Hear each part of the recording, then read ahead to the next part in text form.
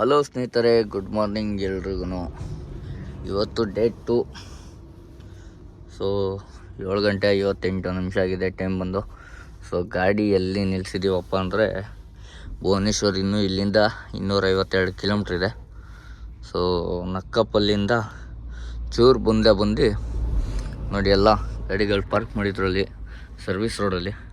So parking ಅಂತ ಹೇಳ್ಬಿಟ್ಟು ನಾವು ಸರಿಗೆ ಇಲ್ಲೇ ಸುಮಾರು ಗಾಡಿಗಳು ನಿಂತಿದ್ದು, ಅಲ್ಲೂ ನೋಡಿ ಎಲ್ಲ ಗಾಡಿಗಳು ಪಾರ್ಕ್ ಮಾಡಿದ್ದಾರೆ. ಸರ್ವಿಸ್ ರೋಡ್ ಒಳ್ಳೆ ಜಾಗ ಸಿಕ್ತು ನಮಗೆ. ಸೊ ಹಾಗಾಗಿ ಸೈಡ್ಗೆ ಹಾಕಿ ಇಲ್ಲೇ ಮಲಗಿದ್ದೆ.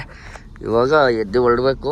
ಇನ್ನೂ ನಾನು ರೀಚ್ ಆಗೋ ಕಿಲೋಮೀಟ್ರ್ ಇನ್ನೂ 923 ಕಿಲೋಮೀಟ್ರ್ ಹೋಗಬೇಕು. ತಲೆ ಕೆಟ್ಟೋಯ್ತೈತೆ, ಎಷ್ಟು ದೂರ ಬಂದರು ಎಷ್ಟು ಓಡಿಸಿದ್ರು ರೀಚ್ ಆಗೋಕ್ಕೆ ಐತಿಲ್ಲ. ಅಷ್ಟು ದೂರನೇ ತೋರಿಸ್ತೈತೆ. ಸೊ ಇವಾಗ ಎದ್ದಿದ್ದೀನಿ, ಹೊರಡೋಣ.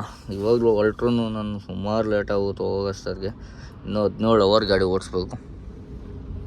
ಸೊ ಬೆಳಿಗ್ಗೆ ಎದ್ದು ಫ್ರೆಶ್ ಅಪ್ ಆಗಬೇಕಾಯಿತು. ಇಲ್ಲಿ ನೀರಿನ ಸಮಸ್ಯೆ ಇದೆ. ಇವಾಗ ಅಲ್ಲೆಲ್ಲರ ಮುಂದೆ ಹೋಗ್ಬಿಟ್ಟು ಒಂದು ಬಾಟ್ಲಿ ತೊಗೊಬೇಕು. ಒಂದು 2 ಲೀಟ್ರ್, 4 ಲೀಟ್ರ್ ತೊಗೊಬೇಕು. ಸೊ ಬನ್ನಿ ಹೋಗೋಣ, ಇಲ್ಲಿಂದ ಹೊರಡೋಣ ಫಸ್ಟ್.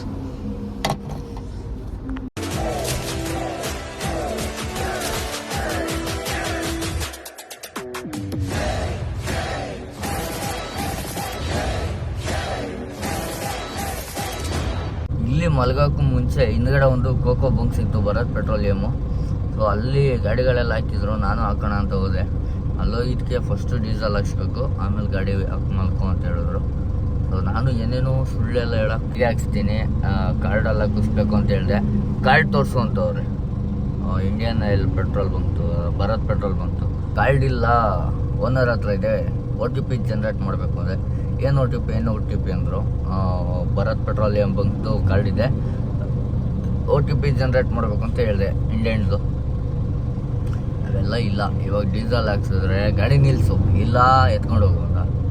ಸರಿ ಆಯಿತು ಅಂತ ಹೇಳ್ಬಿಟ್ಟು ನಾವೇನು ವರ್ಕ್ ಆಗಿಲ್ಲ ಕೆಲಸ, ಎತ್ಕೊಂಡು ಬಂದುಬಿಟ್ಟೆ. ಅಂದರೆ ಒಳ್ಳೆ ಜಾಗ ಸಿಕ್ತು ಗುರು, ಹಂಗಂತೂ ಸಿಕ್ಕಾಪಟ್ಟೆ ಖುಷಿ ಆಯಿತು. ಆಮೇಲೆ 2 ದಿವಸನೂ ಅಷ್ಟೇ, ಫಸ್ಟ್ ಡೇ 1:30ವರೆಗೂ ಗಾಡಿ ಓಡಿಸಿದ್ದೆ. ಮಲ್ಕೊಂಡಾದ್ಮೇಲೆ ಹೆಂಗೆ ಮಲ್ಕೊಂಡೆ ಅನ್ನೋದು ಗೊತ್ತಾಗಿಲ್ಲ. ಇವತ್ತು ಸೆಕೆಂಡ್ ಡೇ. ಇವತ್ತು ಅಷ್ಟೇ ಮಲ್ಕೊಂಡಾಗ ಗಾಡಿ ಕೂಡ ನಾನು ಸ್ಟಾರ್ಟ್ ಮಾಡಿಬಿಟ್ಟಿದ್ದೆ, ಮತ್ತೆ ಎದ್ದೆ ಆಫ್ ಮಾಡಿದೆ ಅನಿಸುತ್ತೆ. ಸೊ ಮಲ್ಕೊಂಡ್ಬಿಟ್ಟೆ. ಹೆಂಗೆ ಮಲ್ಕೊಂಡೆ, ಹೆಂಗೆ ನಿದ್ದೆ ಬಂತು ಅನ್ನೋದೇ ಗೊತ್ತಾಗಿಲ್ಲ. ಸೊ ಇವಾಗ ಎದ್ದಿದ್ದೀವಿ, ಅದೇ ಖುಷಿ. ಇವಾಗ ಫಸ್ಟು ನಮ್ಮ ಬ್ಯಾಟ್ರಿ ಇದು ಹೇಳಲೇಬೇಕು, ಚೆನ್ನಾಗಿ ಸ್ಟಾರ್ಟ್ ಆಯ್ತಾಯಿದೆ ಇವರು. ತುಂಬ ಖುಷಿ ಆಯ್ತೈತೆ. ಬ್ಯಾಟ್ರಿ ಹಾಕ್ಸಿದ್ಮೇಲೆ ಗಾಡಿ ಚೆನ್ನಾಗಿ ಸ್ಟಾರ್ಟ್ ಆಯ್ತಾಯಿದೆ. ಮೊದಲು ಸೆಲ್ಫ್ ಆಗುತ್ತೋ ಇಲ್ವೋ ಅನ್ನೋ ಡೌಟಲ್ಲಿ ಸ್ಟಾರ್ಟ್ ಮಾಡಬೇಕಾಯ್ತು ಗಾಡಿನ. ಸೊ ಇವಾಗ ಹಂಗಿಲ್ಲ, ಚೆನ್ನಾಗಿ ಸೆಲ್ಫ್ ಆಗುತ್ತೆ, ಚೆನ್ನಾಗಿ ಸ್ಟಾರ್ಟ್ ಆಗುತ್ತೆ. ಆಂಧ್ರದಲ್ಲಿ ಬೆಳಗ್ಗೆ ಎದ್ದಿದ ತಕ್ಷಣ ಗಾಡಿ ಚೆಕಿಂಗ್ ಮಾಡ್ಕೋಬೇಕು.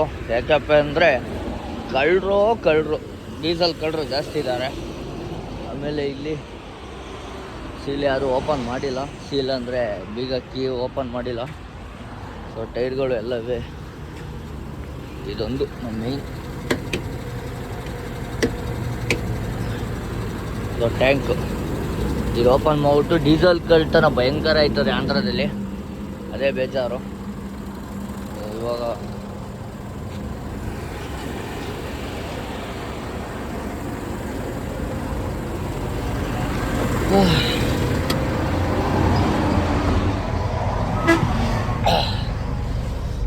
ಪಾರ್ಕಿಂಗ್ ಇರೋದಲ್ಲದೆ ಟಿಫನ್ನು, ತಿಂಡಿ, ಹೋಟ್ಲು ಎಲ್ಲ ಅಂಗಡಿಗಳು ಇಲ್ಲೇ ಇದ್ದಾವೆ.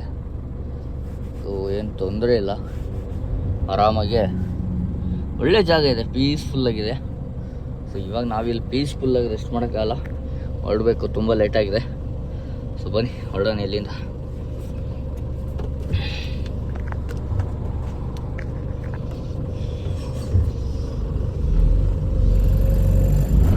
ಆ್ಯಕ್ಚುಲಿ ಅಲ್ಲಿ ಗಾಡಿ ಹಾಕಿದ್ದು ಟ್ರಕ್ಲೇ ಬೈಯೇ. ಸೊ ಗಾಡಿಗಳು ನಿಲ್ಸೋಕ್ಕೆ ಅಂತಲೇ ಜಾಗ ಇರೋದದು. ಸೊ ಅಲ್ಲಿ ಅವರು ಹೋಟ್ಲುಗಳು, ಟೀ ಅಂಗಡಿಗಳೆಲ್ಲ ಹಾಕೊಂಡವ್ರೆ. ಸೊ ಇವಾಗ ಅಲ್ಲಿ ಎಕ್ಸಿಟ್ ಆಗ್ಬೇಕಾದ್ರೆ ನೋಡಿದ್ರಲ್ಲ, ಲೆಫ್ಟ್ ಸೈಡಲ್ಲಿ ವಾಶ್ರೂಮು ಎಲ್ಲ ಇತ್ತು. ಸೊ ಆವಾಗ ಗೊತ್ತಾಯಿತು ಅದು ಟ್ರಕ್ಲೇ ಬೈ ಅಂತಲೇ ಕನ್ಫರ್ಮ್ ಆಗೋಯ್ತು. ಸೊ ಇವಾಗ ಬನ್ನಿ ಹೊರಡೋಣ. ಅಪ್ಪ ಸಿಕ್ಕಾಪಟ್ಟೆ ಲೇಟ್ ಆಯಿತು. ಮ್ಯಾಪಲ್ಲಿ ರೀಚಿಂಗ್ ಟೈಮ್ ಬಂದು ಬೆಳಗಿನ ಜಾವ 1 ಗಂಟೆ ತೋರಿಸ್ತಾ ಇದೆ. 925 ಕಿಲೋಮೀಟ್ರಿಗೆ 1 ಗಂಟೆ ತೋರಿಸ್ತಾ ಇದೆ ಟೈಮು, ರೀಚಿಂಗ್ ಟೈಮು. ನೋಡೋಣ, 1 ಗಂಟೆಗಂತೂ ರೀಚ್ ಆಗಲ್ಲ. ನಾನ್ ಸ್ಟಾಪ್ ಹೊಡಿತೀವಿ ಅಂದ್ರೂ 5 ಗಂಟೆ 6 ಗಂಟೆ ಹೋಯ್ತದೆ ಬೆಳಿಗ್ಗೆ. ಹೆಂಗಾಗುತ್ತೆ ನೋಡ್ಕೊಂಡು ಹೋಗೋಣ ಬನ್ನಿ. ಆಮೇಲೆ ಅಲ್ಲಿ ಹೋಯ್ತಾ ಮೆಕ್ಯಾನಿಕಲ್ ಎಲ್ಲ ಮಾಡಿಸ್ಕೊಂಡು ಹೋಗ್ಬೇಕಂತ ಬಾರ್ಡ್ರಲ್ಲಿ, ಅದೆಲ್ಲ ಯಾವ ಥರ ಇರುತ್ತೆ ನೋಡ್ಕೊಂಡು ಹೋಗೋಣ. ಸ್ಟಾರ್ಟಿಂಗ್ ಡೇಸಲ್ಲಿ ಇದು ಅನಕಪ್ಪಲ್ಲಿ ನುಗ್ಬಿಡ್ತಿದ್ದಿಲ್ಲ ಒಳಗಡೆಗೆ, ಶಾರ್ಟ್ ಕಟ್ ಸಿಗೋದು ನಮಗೆ. ಬೈಪಾಸಲ್ಲಿ ಒಯ್ತಾನೆ ಇರಲಿಲ್ಲ. ಆಮೇಲೆ ಮ್ಯಾಪಲ್ಲೂ ಅಷ್ಟೇ, ಅಲ್ಲಿ ಆ ರೋಡ್ ತೋರಿಸೋದು, ಹಂಗೆ ನುಗ್ಬಿಡ್ತಿದ್ದು ಒಳಗಡೆ ಹೋಗಿ. ಸೊ ಮತ್ತೆ ಹೈವೇಗೇನೆ ಜಾಯ್ನ್ ಆಗೋದು. ಆಮೇಲೆ ಈ ರೋಡ್ ಓಪನ್ ಇರಲಿಲ್ಲ ಸ್ಟಾರ್ಟಿಂಗ್ ಡೇಸಲ್ಲಿ. ನಾವು ಟಾಟಾ ಗಾಡಿ ತೊಗೊಂಡು ಫಸ್ಟ್ 2 ಟ್ರಿಪ್ 3 ಟ್ರಿಪ್ ಮಾಡ್ಬೇಕಾದ್ರೆ ಸ್ಟಾರ್ಟಿಂಗ್ ಡೇಸಲ್ಲಿ. ಇವಾಗ ಅದೆಲ್ಲ ಓಪನ್ ಆದಮೇಲೆ ನಾವು ಬೈಪಾಸಲ್ಲೇ ಓಡಾಡ್ತಾಯಿದ್ವಿ. ಸೊ ಅದು ಅನಕಪ್ಪಲ್ಲಿ, ನೆಕ್ಸ್ಟ್ ವಿಶಾಖಪಟ್ಟಣಮ್. ಸೊ ಇದು ಬೈಪಾಸ್ ರೋಡ್.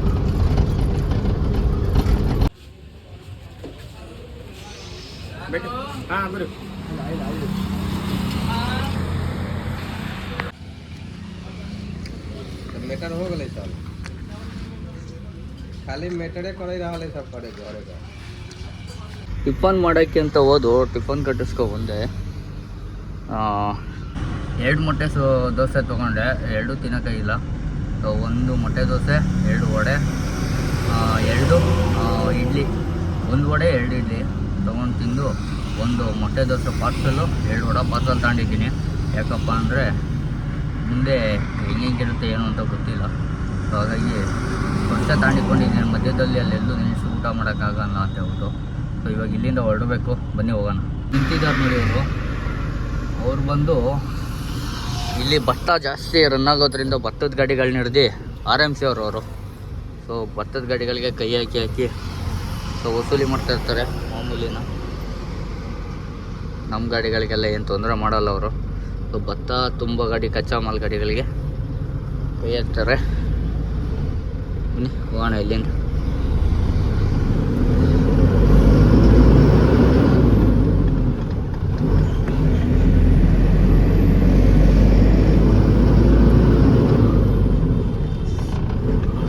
ನನ್ನ ಪ್ರಕಾರ ಆಂಧ್ರ ಲಾಸ್ಟ್ ಟೋಲ್ ಇದೆ ಅನಿಸುತ್ತೆ. Lakshmipuram toll plaza. ಇದಾದಮೇಲೆ 57 ಕಿಲೋಮೀಟ್ರ್ ಇಚ್ಛಾಪುರಂ ಆದಮೇಲೆ ಒಡಿಸ್ಸಾ.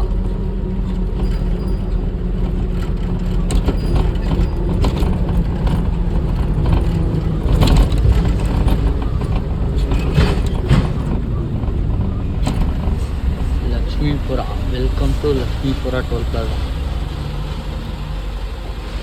ಏನಿದು 1250 kg ತೋರಿಸ್ತೈತಲ್ಲ ಬ್ರೋ, 254.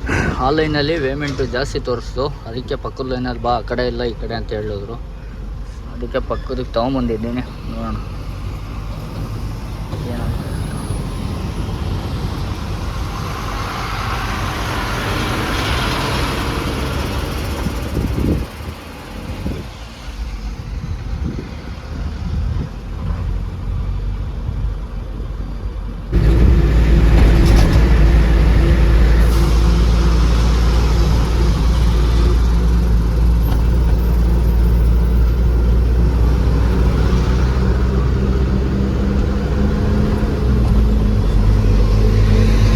ನಮ್ಮ ಕಡೆ ಎಲ್ಲ ಹಿಂಗೆ ರೋಲ್ ಮಾಡಿಬಿಟ್ಟು ಲೋಡ್ ಮಾಡಿ ಕಳಿಸಿದ್ರೆ ಲೂಸ್ ತುಂಬಿಟ್ಟು ಕಳಿಸ್ತಾರೆ.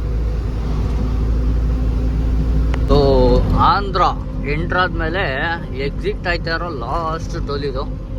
ಸೊ ಇದಾದಮೇಲೆ ನೆಕ್ಸ್ಟು ನಾವು ಯಾವ ಟೋಲ್ ಬಂದರೂ ಒಡಿಸ್ಸಾನೇ. ಸೊ ಇದು ಲಾಸ್ಟ್ ಟೋಲು. ಹೆಸರು Karapadu toll plaza, National Highway Authority of India Karapadu toll plaza ಅಂತೆ. ಸೊ ಇದು ಲಾಸ್ಟ್ ಟೋಲು. ಇದಾದಮೇಲೆ ನೆಕ್ಸ್ಟು ಎಲ್ಲ ಒಡಿಸ್ಸಾನೇ, ಒಡಿಸ್ಸಾ ಎಂಟ್ರಿ. ಇನ್ನೇನು ಬಾರ್ಡ್ರ್ ಹತ್ರ ಇದ್ದೀವಿ. ಸೊ ಬಾರ್ಡ್ರ್ ಅಂದರೆ ನಮಗೆ ಇಲ್ಲಿ ಬಾರ್ಡ್ರು ನಮಗೆ ಮಹಾರಾಷ್ಟ್ರ ಬಾರ್ಡ್ರ್ ಥರ ಬರೋಲ್ಲ ಇವು ಬಾರ್ಡ್ರ್ಗಳು. ಸೊ ಓಪನ್ ಪ್ಲೇಸು, ಬಾರ್ಡ್ರ್ಗಳಿಲ್ಲ, ಸುಮ್ಮನೆ ಮಾಮೂಲಿ ಕಲೆಕ್ಷನ್ಗೆ ಅಂತ ಬಿಟ್ಟಿರ್ತಾರಲ್ಲ ಅವರ ಮಾತ್ರ ಬಾರ್ಡ್ರ್ಗಳಿದೆ. ಇಲ್ಲೇನು ಟೋಲ್ಗಳದ್ದು ಸ್ಕೇಲ್ಗಳು ಸರಿ ಇಲ್ಲ. ಸೊ ಇಲ್ಲಿದೆ ನೋಡಿ ಸ್ಕೇಲು, ರನ್ನಿಂಗ್ ಸ್ಕೇಲ್ಗಳು. ಬರ್ತಾ 1 ಟನ್ 2 ಟನ್ ಜಾಸ್ತಿ ತೋರಿಸ್ಬಿಡುತ್ತೆ. ಆವಾಗ ಓವರ್ಲೋಡ್ ಅಂತ ಡಿಸ್ಪ್ಲೇ ಶೋ ಆಗುತ್ತೆ. ಇಲ್ಲಿ ಡಿಸ್ಪ್ಲೇ ಇದೆ ನೋಡಿ, ಆ ಡಿಸ್ಪ್ಲೇಲಿ ಓವರ್ಲೋಡ್ ಅಂತ ಶೋ ಆಗುತ್ತೆ. ಸೊ ಮತ್ತೆ ಇವಾಗ ನಾನು ರಿವರ್ಸು ಆ ಕಡೆ ಹೋಗಿದೆ 3ನೇ ಗೇಟಲ್ಲಿ. ಸೊ ಅಲ್ಲಿಂದ ಮತ್ತೆ ಲಾಸ್ಟ್ ಗೇಟಿಗೆ ಹೋಗಿ ಅಂದರು. ಇಲ್ಲಿಗೆ ಬಂದಿದ್ದೀನಿ. ಇಲ್ಲೂ ಈ ಗಾಡಿಗೆ ಓವರ್ಲೋಡ್ ಏನೋ ತೋರಿಸ್ತೈತಂತೆ, ಅದಕ್ಕೆ ಗಾಡಿ ಸೈಡಿಗೆ ಹಾಕ್ಸವ್ರೆ. ಸೊ ನಾನು ಮುಂದೆ ಸೈಡ್ಗೆ ಹಾಕಿದ್ದೀನಿ, ನೋಡೋಣ ಹೆಂಗೆ ಬರುತ್ತೆ ಅಂತ. ಈ ಗಾಡಿ ಮೂವ್ ಆದಮೇಲೆ ಅಲ್ಲಿ ತೋರಿಸ್ತಾ ಇದೆ ನೋಡಿ ಡಿಸ್ಪ್ಲೇ ಮೇಲೆ 21,980 ಅಂತ ತೋರಿಸ್ತಾ ಇದೆ. ಬಟ್ ಈ ಗಾಡಿಯಲ್ಲಿ ಎಷ್ಟು ಲೋಡ್ ಹಾಕಿದ್ದಾರೆ ಅಂತ ಲೋಡ್ ಹಾಕಿರೋರಿಗೆ ಲೋಡ್ ಮಾಡಿದವ್ರಿಗೆ ಗೊತ್ತಿರುತ್ತೆ. ಟೋಲ್ ಅವ್ರದ್ದು ಬಂದಾಗ ಅಷ್ಟೇ ಓವರ್ಲೋಡ್ ತೋರಿಸಿ 1 ಟನ್ 2 ಟನ್ ಓವರ್ಲೋಡ್ ತೋರಿಸ್ಬಿಡುತ್ತೆ, ಅದು ಬೇಜಾರು. ಅದರಿಂದ ಹಿಂಗೆ ಜಾಮು ಸಮಸ್ಯೆ ಎಲ್ಲ ಉಂಟಾಗಿದೆ. ಗಾಡಿ ಓವರ್ಲೋಡ್ ಕಟ್ಟಿದಲ್ಲಿ 500 ರೂಪಾಯಿ ತೊಗೊಂಡ್ರು ಓವರ್ಲೋಡ್ಗೆ. ಇದು ಡಬಲ್ ಟೋಲ್ ಗಾಡಿ, ಡಬಲ್ ಫಾಸ್ಟಾಗಿ ಕಟ್ಟಾಗುತ್ತೆ. ಸೊ ಆದರೂ ಕೂಡ ಅದಕ್ಕೂ ಡಬಲು ಅಂದರೆ ಸಿಂಗಲ್ ಮಲ್ಟಿ ಆಕ್ಸೆಲ್ ಥರ 500 ರೂಪಾಯಿ ಎಕ್ಸ್ಟ್ರಾ ಕಟ್ಟಿಸ್ಕೊಟ್ರು. ಈಗ ನಮ್ಮ ಗಾಡಿದೇನು ಓವರ್ಲೋಡ್ ಬರಲಿಲ್ಲ. ಸೊ ಆ್ಯಕ್ಚುಲಿ ನನ್ನ ಗಾಡೀಲಿ ಓವರ್ಲೋಡ್ ಇದೆ, ಇಲ್ಲ ಅಂತಲ್ಲ. ಬಟ್ ಪಾಸ್ ಮಾಡಬೇಕಾದ್ರೆ ಗ್ಯಾಪ್ ಕೊಟ್ಟಿರ್ತಾರೆ, ಆ ಗ್ಯಾಪಲ್ಲಿ ಒಂಚೂರು ನೋಡ್ಕೊಂಡು ಪಾಸ್ ಮಾಡಿಬಿಟ್ರೆ ಓವರ್ಲೋಡ್ ಶೋ ಆಗೋಲ್ಲ, ಪಾಸ್ ಮಾಡ್ಬೋದು.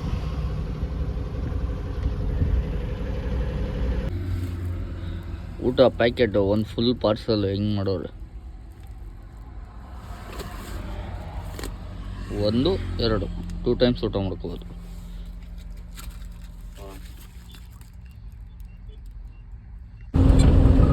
ಅಫಿಷಿಯಲಿ ಒಡಿಸ್ಸಾ ಎಂಟ್ರಾಗಿದ್ದೀವಿ. ಬಂಕ್ ಹತ್ರ ಡೀಸೆಲ್ ಹಾಕ್ಸೋಣ ಅಂತೇಳಿ ಹೋಗ್ತಾ ಇದ್ದೀನಿ. ನನಗೆ ಆಂಧ್ರಗೂ ಇಲ್ಲಿಗೂ ಡೀಸೆಲ್ ರೇಟ್ ಏನು ವ್ಯತ್ಯಾಸ ಕಾಣಿಸ್ತಾ ಇಲ್ಲ. ಒಡಿಸ್ಸಾನ ಆಂಧ್ರ ಭೈ, ಒಡಿಸ್ಸಾ ಆಂಧ್ರ? ಒಡಿಸ್ಸಾ.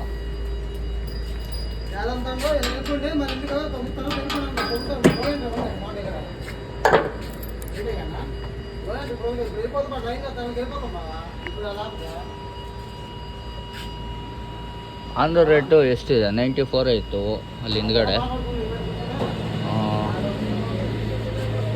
ಇಲ್ಲೂ ಕೂಡ 94 ಇದೆ. ಆ್ಯಕ್ಚುಲಿ ಅಲ್ಲಿ 2 ಬಂಕ್ ಇತ್ತು ಬಾರ್ಡ್ರಲ್ಲಿ, ಅದು ಆ ಒಡಿಸ್ಸಾಗೆ ಸಂಬಂಧಪಟ್ಟಿರೋ ಬಂಕ್ ಇರಬೇಕು, ಅದಕ್ಕೆ 94 ಇತ್ತು. ಆಂಧ್ರದಲ್ಲಿ 97 ಇದೆ ಡೀಸೆಲ್, 97 ರೂಪಾಯಿ ಪರ್ ಲೀಟ್ರ್.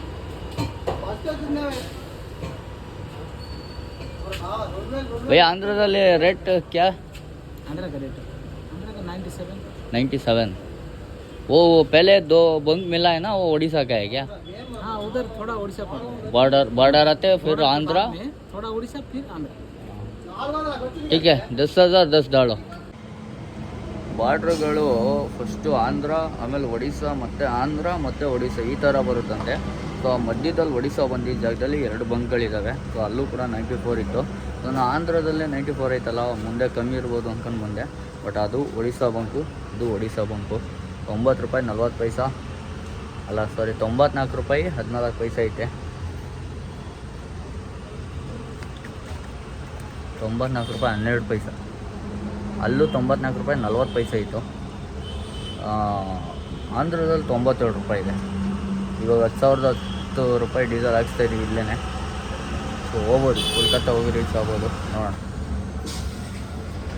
10,010 ರೂಪಾಯಿಗೆ 106 ಲೀಟ್ರು, 106.35 ಸೊ ಬಂದಿದೆ.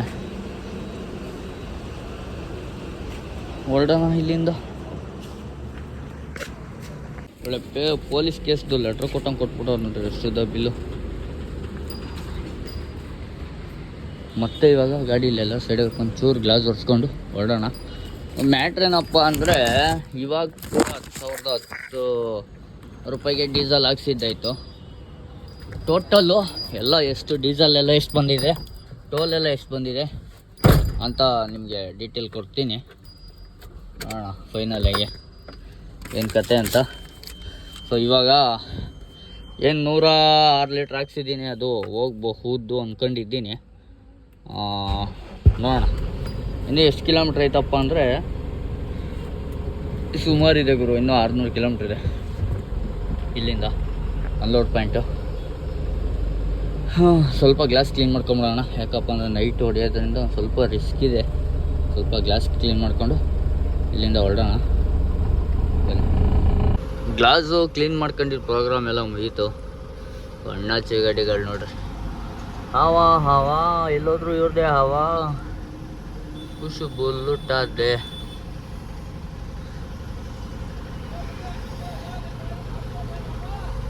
ಗಾಡಿ ಯಾಕೆ ಅಡ್ಡ ಹಾಕಿದ್ಯಾ, ತಗೊಬಂದು ಒಳಗಡೆ ಹಾಕೋಮಮ್ಮ ಅಂತ. ಸೊ ಬನ್ನಿ ಹೊರಡೋಣ ನಾವು ಇಲ್ಲಿಂದ. ಎಲ್ಲರೂ ಅಷ್ಟೇ ಬಾಟ್ರಿಗೆ ಇಲ್ಲಿ ಬಂದು ಬರೀ 3 ರೂಪಾಯಿ. 1 ಲೀಟ್ರ್ 3 ರೂಪಾಯಿ ಅಂದರೆ 100 ಲೀಟ್ರ್ 300 ರೂಪಾಯಿ. 100 ಲೀಟ್ರ್ 300 ರೂಪಾಯಿ ಆದರೆ 1000 ಲೀಟ್ರಿಗೆ ಎಷ್ಟಾಗುತ್ತೆ? 1000 ಲೀಟ್ರ್ ಹಾಕ್ಸಲ್ಲ ಇವರೆಲ್ಲ. 500 600 400 ಟ್ಯಾಂಕಲ್ಲಿ ದೊಡ್ಡ ಇವರೆಲ್ಲ ದೊಡ್ಡದಾಗಿ ಹಾಕ್ಸ್ತಿರ್ತಾರೆ. ಹಾಗಾಗಿ ಹೇಳ್ದೆ ಬರೀ ಹೊರಡೋಣ ನಾವು ಇಲ್ಲಿಂದ. ಟೋಟಲ್ ಕಿಲೋಮೀಟ್ರ್ ಎಷ್ಟಪ್ಪ ಐತೆ ಅಂದರೆ ಭುವನೇಶ್ವರು 210 ಕಿಲೋಮೀಟ್ರ್ ಐತೆ ಇಲ್ಲಿಂದ ಕಟ್ಟಕ್ಕು. ನಾವು ಹೋಗೋ ಪ್ಲೇಸು ಲೊಕೇಶನ್ ಬಂದು ಸೈಬಾರಿ ಕಲಿಕಾಪುರ್, 633 ಕಿಲೋಮೀಟ್ರ್ ಇದೆ. 633 ಕಿಲೋಮೀಟ್ರ್, 11 ಅವರ್ 57 ನಿಮಿಷ. ಸೊ ಹೋಗಬೇಕು, ಬನ್ನಿ ಹೋಗೋಣ. ಮಧ್ಯಾಹ್ನ ಊಟ ತೊಗೊಂಡು ಅರ್ಧ ತಿಂದು ಅರ್ಧ ಹಂಗೆ ಇಕ್ಕಿದ್ದೀನಿ, ತಿನ್ನೋಕ್ಕಾಗಲಿಲ್ಲ. ಆಮೇಲೆ ಹೆಲ್ತ್ ಅಷ್ಟು ಒಂದು ಸ್ವಲ್ಪ ಅಂದರೆ ಡೈಜೆಷನ್ ಆಗಲ್ಲ, ಹಂಗೆ ಸ್ವಲ್ಪ ಊಟ ಅಡ್ಜಸ್ಟ್ ಆಯ್ತಾ ಇಲ್ಲ. ಸೊ ಇವಾಗ ಇದು ಮೈಲೇಜ್ ಎತ್ಕೊಂಡು ಹೋದರೆ ಬಚಾವು. ನೆಕ್ಸ್ಟ್ ಎಲ್ಲೂ ಡೀಸೆಲ್ ಹಾಕ್ಸೋ ಅವಶ್ಯಕತೆ ಇರೋಲ್ಲ. ಮೈಲೇಜ್ ಏನಾರ ಎತ್ಕೊಂಡಂಗೆ ಚೆಚ್ಕೊಂಡು ಹೋದೆ ಅಂದರೆ ಫುಲ್ಲು ಹೋಯ್ತದೆ ಡೀಸೆಲ್. ಮತ್ತೆ 1000-2000 ಹಾಕ್ಸ್ಬೇಕಾಯ್ತದೆ. ಆಲ್ರೆಡಿ ನನ್ನ ಗೆಸ್ ಮೇಲೆ ಡೀಸೆಲ್ ಜಾಸ್ತಿ ಹಾಕ್ಸ್ಬಿಟ್ಟಿದ್ದೀವಿ ನಾವು. ಡೀಸೆಲ್ದೇ ಆಲ್ಮೋಸ್ಟ್ 45 to 50% ಬಾಡಿಗೆಯಲ್ಲಿ ಡೀಸೆಲ್ ದುಡ್ಡು ಹೊಂಟೋಗಿದೆ. ನೋಡೋಣ, ಫುಲ್ಲು ಅದೇ ಎಲ್ಲ ಟೋಟಲ್ ಲೆಕ್ಕ ಹಾಕ್ಬೇಕಾದ್ರೆ ಗೊತ್ತಾಗುತ್ತೆ ಏನೇನಾಗಿದೆ ಅಂತ ಹೇಳ್ಬಿಟ್ಟು. ಬನ್ನಿ ಹೋಗೋಣ ಇವಾಗ ಇಲ್ಲಿಂದ.